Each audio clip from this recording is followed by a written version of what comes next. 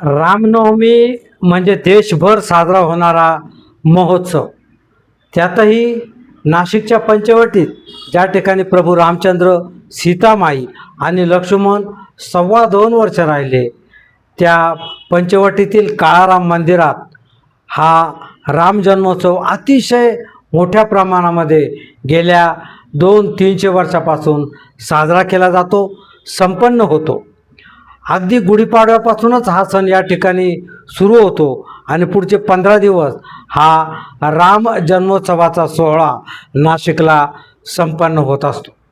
आपल्याला माहीत आहे की 2027चं जे सिंहस्थ कुंभपर्वणी नाशिकला होत आहे, त्याची तयारी करण्यासाठी नाशिकमध्ये अतिशय मोठ्या प्रमाणात सर्वत्र बांधकामं केली जात आहेत. पंचवटीचा आणि काळाराम मंदिराचाही याला अपवाद नाही.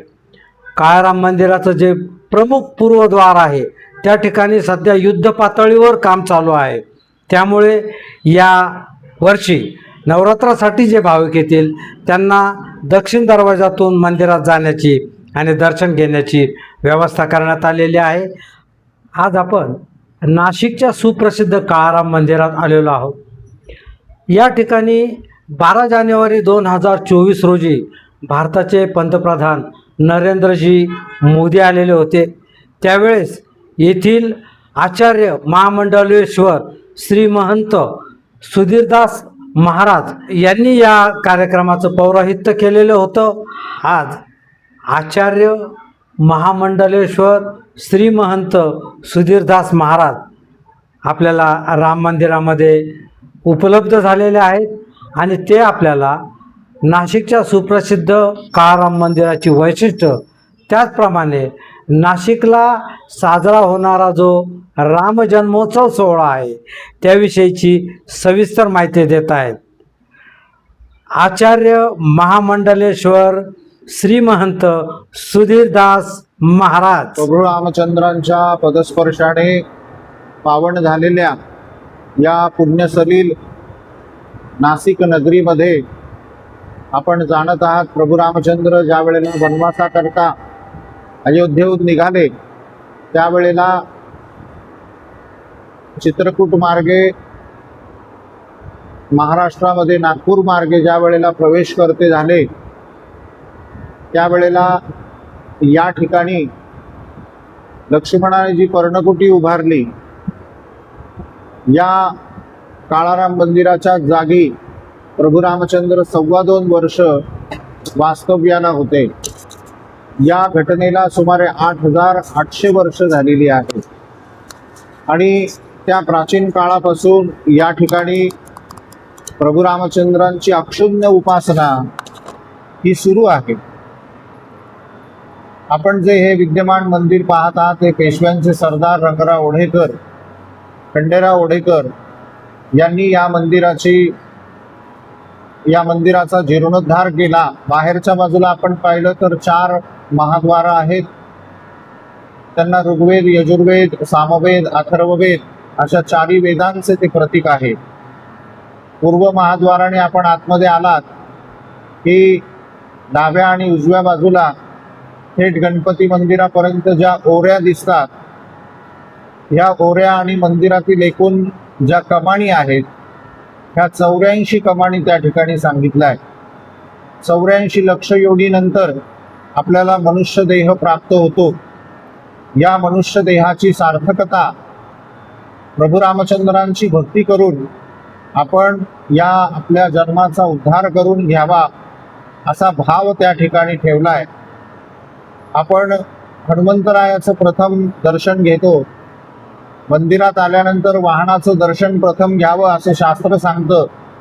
त्यामुळे आलेला प्रत्येक भाविक हा हनुमंतरायाचं दर्शन घेतो आणि हनुमंतरायाचा जो सभामंडप आहे हा मंडप अत्यंत वैशिष्ट्यपूर्ण असा आहे.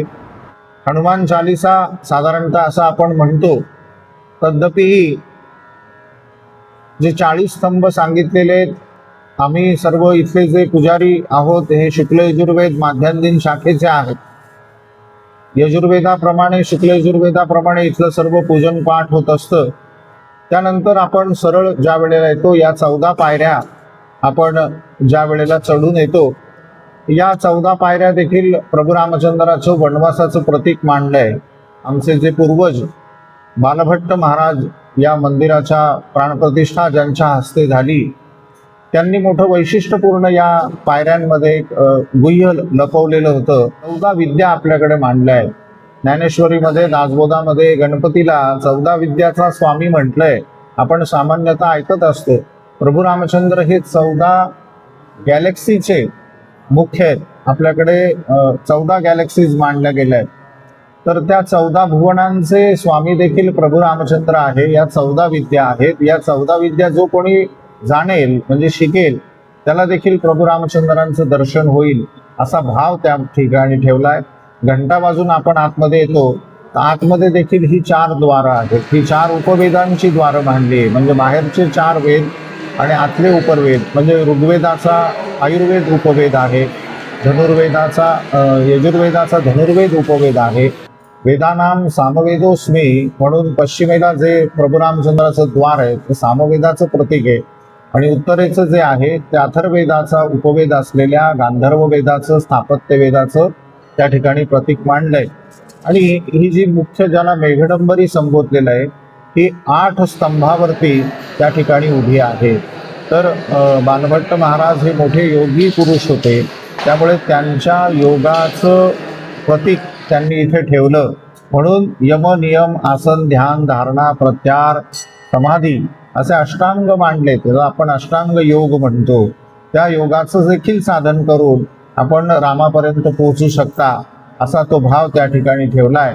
आणि ही जी आतली जी मेघडंबरी आहे त्याला अमलक असं देखील म्हटलंय.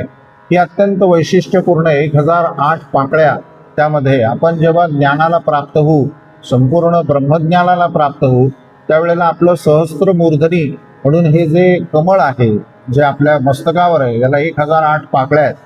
त्या पाकळ्या ओपन झाल्या म्हणजे आपण संपूर्ण ज्ञानाला प्राप्त झालो असा भाव त्या ठिकाणी. आणि प्रभू रामचंद्रांकडे आपण दर्शनाला येत असता मूर्तींचं जर आपण रहस्य पाहिलं तर प्रभू रामचंद्रांच्या मूर्ती अत्यंत वैशिष्ट्यपूर्ण आहे. ह्या भारतामध्ये त्या ठिकाणी कुठेही नाहीत.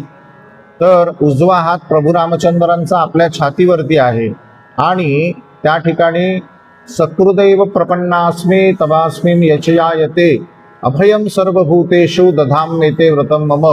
या पंचवटीमध्ये मी दाशरथी राम नित्य सर्वांचं रक्षण करण्याकरता या पंचवटीमध्ये उभा आहे असं म्हणून त्या ठिकाणी प्रभू रामचंद्रांनी वचन देऊन खरं, दूषण आणि त्रिशीर यांच्यासह 14,000 राक्षसांचा वध त्या ठिकाणी केला. आणि त्या प्रसंगी प्रभू रामचंद्र अत्यंत उग्र, अत्यंत भयंकर क्रोध धारण करणारे. वाल्मिकी रामायणामध्ये 8 वेळेला असा उल्लेख आला आहे की रामा हा क्रोधरूपेण भासयति. राम क्रोधरूप अत्यंत उग्र असे दिसू लागले.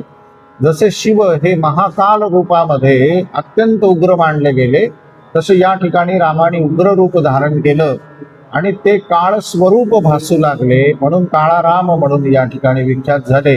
पारंपरिकरित्या काळाराम मंदिराची आम्ही जे पुजारी घराणी आहोत, हा आमचा 27 पिढ्यांची ही प्रभू रामचंद्रांची सेवा आहे. माझा मुलगा 28वा वंशज आहे. त्या 28 पिढ्या आमच्या प्रभू रामचंद्रांच्या सेवेत आहे. अशीच सेवा प्रभू रामचंद्रांनी नित्य करून घ्यावी हीच या निमित्ताने प्रार्थना. जय श्रीराम.